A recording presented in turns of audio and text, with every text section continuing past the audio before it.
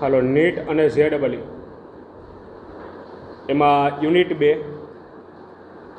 એની બીજી મેથડ છે અચળ પ્રવેગી ગતિના સમીકરણો આધારિત MCQ. અચળ પ્રવેગી ગતિના સમીકરણો એ બાજુમાં લખેલા હતા, આની મદદથી સોલ્વ થાય. અને એમાં સ્ટોપિંગ ડિસ્ટન્સનું એક સૂત્ર પણ વધારાનું આવ્યું. એમાં આ મેથડનો આપણે લીખામાં આપેલ 24મા ક્રમનો MCQ અહીં સોલ્વ કરશું. જેમાં રકમ આપેલી છે, જો કોઈ મોટર કારનો વેગ 50% જેટલો ઘટાડવામાં આવે તો સ્ટોપિંગ ડિસ્ટન્સમાં ખાલી જગ્યા ઘટાડો થાય. અને સ્ટોપિંગ ડિસ્ટન્સમાં ઘટાડો છે એ ટકાવારીમાં જ માગ્યો છે. બરાબર, નીચે વિકલ્પ આપ્યા છે 75%, 12.5% આવા વિકલ્પ આપ્યા છે. એટલે સ્વાભાવિક છે અહીંથી જો આ સ્ટોપિંગ ડિસ્ટન્સનું સૂત્ર અહીંયા છે,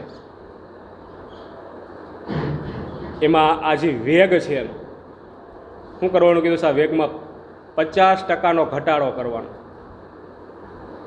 તો આમાં ઘટાડો કરો તો સ્ટોપિંગ ડિસ્ટન્સ શું થાય? એ ઘટશે. તો આમાં 50%નો ઘટાડો કરો વેગની અંદર, તો સ્ટોપિંગ ડિસ્ટન્સમાં કેટલા ટકાનો ઘટાડો થાય? એ MCQ તમારી પાસે માગ્યું છે. હવે એક વસ્તુ તમને ક્લિયર કરી દઉં કે ગમે ત્યારે આવી ટકાવારીના ફેરફારવાળો MCQ આવે, ટકાવારીમાં ફેરફાર માગ્યો હોય તમારી પાસે, ભાઈ ભલે અત્યારે સ્ટોપિંગ ડિસ્ટન્સમાં ટકાવારીમાં ફેરફાર માગ્યો હોય, બીજી જગ્યાએ બીજી રાશિઓમાં ટકાવારીમાં ફેરફાર માગશે, બધાય પ્રકારના MCQ એક સરખી રીતના ટૂંકમાં સોલ્વ થાય. અને દરેક ચેપ્ટરની અંદર એકાદો MCQ તમને આવો જોવા મળશે કે એક રાશિની અંદર 50% કે 25% અમુક ટકાનો ઘટાડો કે વધારો કર્યો હોય, અને બીજી રાશિમાં જે ટકાવારીમાં ફેરફાર થતો હોય, ઘટાડો કે વધારો, એ તમારે મેળવવાનો હોય દરેક ચેપ્ટરમાં. 12માના ઘણા બધા ચેપ્ટરની અંદર ટૂંકમાં આ પ્રકારના MCQ આવશે. બરાબર, એક જ રીતના સોલ્વ થાય. કઈ રીતના સોલ્વ કરવાનું? ટકાવારીમાં જ્યારે જ્યારે ફેરફાર તમારી અગર માગે ને, તો એક જ રીત છે, ત્યારે તમારે એકમ અને માપન, એ ચેપ્ટરની અંદર ત્રુટિ આવતી હતી. બરાબર, ત્રુટિની મદદથી સોલ્વ થાય. ત્રુટિ એટલે ફેરફાર જ હતું, માપ બદલાઈ જાય એને જ આપણે ત્રુટિ કહેતા હતા. હોવું જોઈએ 5 એકમ માપ અને મળે 6 એકમ, તો એકની ત્રુટિ કહેવાય. એટલે એકનો ફેરફાર કહેવાય ત્રુટિ. એટલે ફેરફારવાળા દાખલા બધા નથી થાય, પણ ફેરફાર એ 3 પ્રકારે લખી આવું. જો સમજાવી દઉં પહેલાં, પછી દાખલાની આ MCQની ગણતરી કરું. એમાં નિરપેક્ષ ત્રુટિ હોય, નિરપેક્ષ ત્રુટિ અથવા તો નિરપેક્ષ ફેરફાર, તો એને તમારે દર્શાવવું હોય તો ડેલ્ટા A વડે દર્શાવતા હતા. ટૂંકમાં A2 - A1, અંતિમ A માઇનસ પ્રારંભિક A. બરાબર, કોઈ પણ રાશિમાં નિરપેક્ષ ફેરફાર આ રીતના દર્શાવાય. હજી બીજી ત્રુટિ હતી સાપેક્ષ. બરાબર, એમાં સાપેક્ષ ત્રુટિ અથવા તો આંશિક ત્રુટિ એને દર્શાવવું હોય તો આ રીતના હતું, ડેલ્ટા A/A. આ A2 - A1 ને છેદમાં મૂળ કિંમત એની ઉપર એનો ફેરફાર છે. પછી એમાં પ્રતિશત ત્રુટિ, જો આ ટકાવારીમાં આવ્યું, પ્રતિશત ફેરફાર ગમે ત્યારે મેળવવાનો હોય. બરાબર, એમાં પ્રતિશત ત્રુટિ અથવા તો પ્રતિશત ફેરફાર તેને તમે દર્શાવતા હતા ડેલ્ટા A/A અને ગુણ્યા શું આવશે? 100. અને જવાબ શેમાં આવશે? ટકાવારીમાં. તો તમારા અહીં સ્ટોપિંગ ડિસ્ટન્સ D છે ને, એમાં ટકાવારીમાં ઘટાડો માગ્યો, ટકાવારીમાં ફેરફાર માગ્યો. બરાબર, તો ટકાવારીમાં ફેરફાર કોઈ પણ રાશિમાં જોતો હોય તો એની સંજ્ઞા આ રીતના. આમાં કિંમત મૂકીને ડીમાં તમારા પ્રતિશત ઘટાડો જોતો હોય તો અહીંયા D આવશે, તો અહીંયા ડેલ્ટા D/D આવશે. કિંમત મૂકીને સાદુરૂપ આપી દો એટલે એને ટકાવારીમાં ફેરફાર મળે. ઘટાડો થતો તો ઘટાડો મળશે, વધારો થતો હશે તો વધારો મળશે. બધાય ટકાવારીના MCQ આ પ્રકારે થાય. રેડી? એટલે હવે મને ખબર પડી, હું સૂત્ર મૂકી દઉં અહીંયા. મારે શેમાં જોઈશ તો કે સ્ટોપિંગ ડિસ્ટન્સમાં કેટલો ઘટાડો થાય ટકાવારીમાં, એવું માગ્યું છે મારી પાસે. તો ડીમાં પ્રતિશત ઘટાડો મારે મેળવવાનો છે. તો ડીમાં પ્રતિશત ઘટાડો મારે મેળવવો હોય તો સૂત્ર શું આવશે એનું?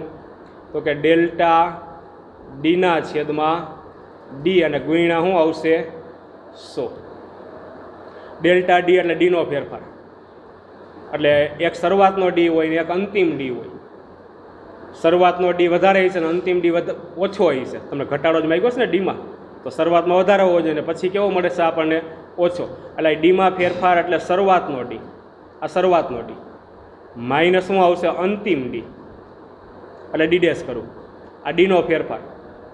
તમને એવું થાય કે ન મારે તો D1 - D2 કરું તોય કંઈ વાંધો નહીં, તો ખબર હોવી જોઈએ કે ડીનો ફેરફાર છે એટલે આ શરૂઆતનો ડી છે એમાંથી શું કર્યો, અંતિમ ડી બાદ કર્યો, છેદમાં મૂળ ડી, મૂળ એટલે શરૂઆતનું, તો શરૂઆતની સંજ્ઞા શું છે, સ્મોલ ડી અને ગુણ્યા 100. આ ટકાવારીમાં જવાબ આવશે, જે પણ આવશે એ ટકાવારીમાં આવશે.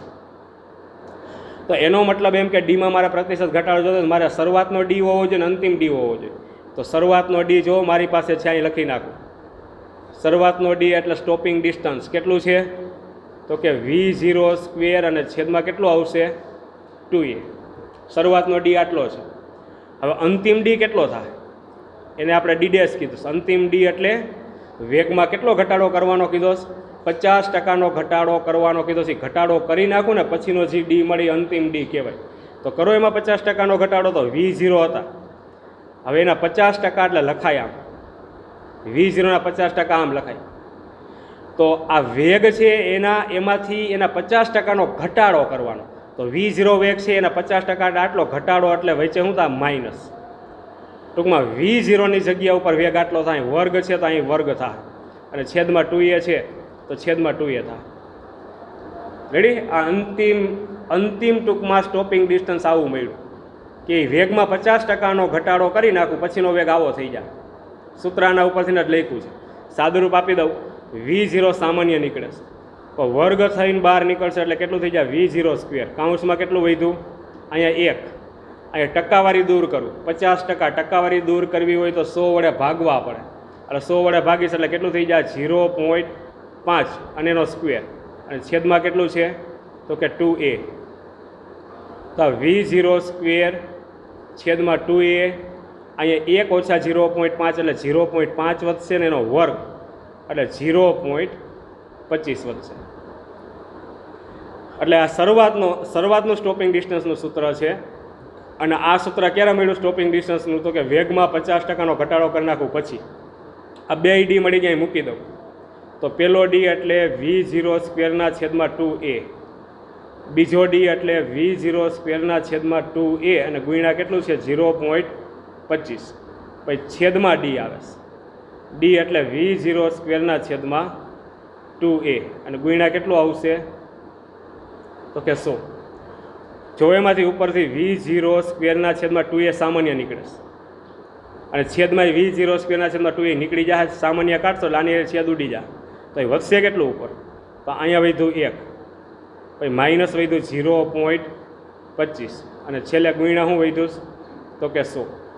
એટલે બાદ બાકી થાય 0.75 અને ગુણ્યા થાય 100 એટલે 75%. અને થાય શું આટલો 75%નો તો કે ઘટાડો. બરાબર છે? આ આપણો આન્સર આવશે. અહીં MCQ 24 પૂરું થાય.